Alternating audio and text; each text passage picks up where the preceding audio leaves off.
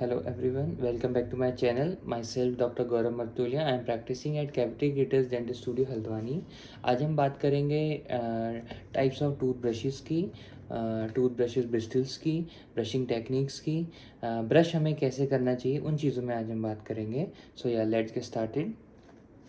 Tooth brushes जो है वो वेरी करता है डिफरेंट साइज़ के हिसाब से, उनके लेंथ के हिसाब से, उनके डिज़ाइंस के हिसाब से एंड अरेंजमेंट ऑफ ब्रिस्टल्स के हिसाब से बहुत सारे मार्केट में टूथ ब्रशेज़ मिलते हैं.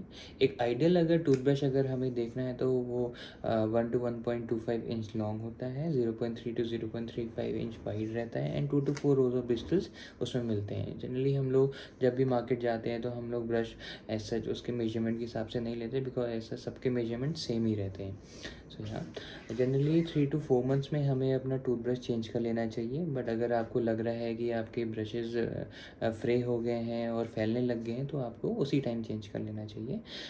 जनरली डेंटिस्ट 2 टाइम ब्रश करने के लिए रिकमेंड करते हैं, बिकॉज एक बार जब हम ब्रश करते हैं तो हमारे दांतों में जो प्लाक की माइक्रोबियल बायोफिल्म जो बन जाती है वो ठीक से रिमूव नहीं हो पाती है, तो इस वजह से 2 टाइम ब्रश करने के लिए रिकमेंड किया जाता है.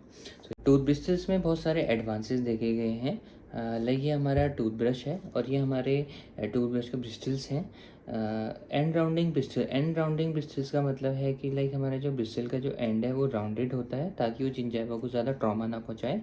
और इंडिकेटर ब्रिस्टल्स में क्या किया जाता है कि उसका जो ब्लू कलर का फूड ग्रेड डाई है वो हमारे ब्रिस्टल्स में लगाया जाता है. अगर वो ब्रश करते वक्त अगर वो डाई मिट चुका है तो like that's the time to change our brush.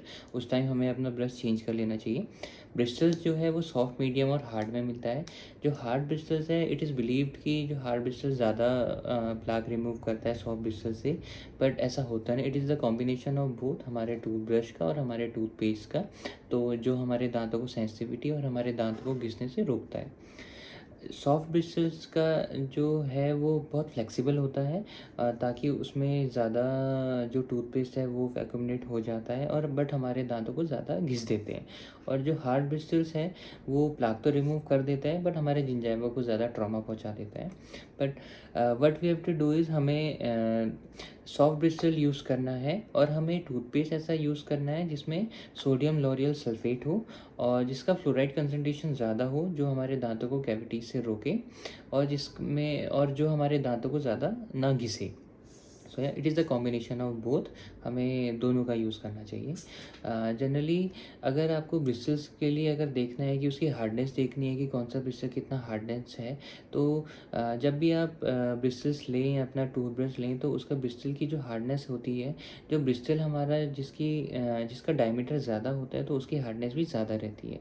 अगर ब्रिस्टल्स की लेंथ जितनी ज़्यादा रहती है उतना उसकी हार्डनेस कम रहती है. अगर लेंथ हमारी ब्रिस्टल्स की कम है तो उसका हार्डनेस उतना ज़्यादा होगा.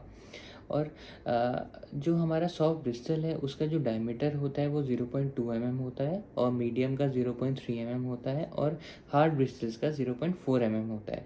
जनरली आपने कभी जो टूथब्रश है उसमें एंगल्ड ब्रिस्टल्स देखे होंगे. एंगल ब्रिस्टल्स जो होता है वो मोर इफ़िशिएंट होता है हमारा टूथ क्लीनिंग में, हमारे प्लाक रिमूवल में. सो या वो भी आप यूज़ कर सकते हैं. अब हम बात करेंगे different types of brushing techniques की. इसमें आता है रोल मोशन को मॉडिफाई स्टिलमैन टेक्निक भी बोलते हैं. वाइब्रेटरी मोशन उसे बास टेक्निक बोला जाता है. सर्कुलर मोशन उसे फोर्स टेक्निक बोलते हैं. वर्टिकल मोशन है horizontal motion. Circular motion actually जब भी हम लोग बच्चों को टूथब्रश करना सिखाते हैं उसे सर्कुलर मोशन में सिखाया जाता है. लाइक कि हम लोग जब भी टूथब्रश करें तो हम लोग राउंड सर्कल बनाते हैं, बड़ा करते करते करते छोटा करते करते हम लोग इसे मुंह में लेके जाते हैं और ऐसे करके हम लोग अपने बच्चों को टूथब्रश करना सिखाते हैं.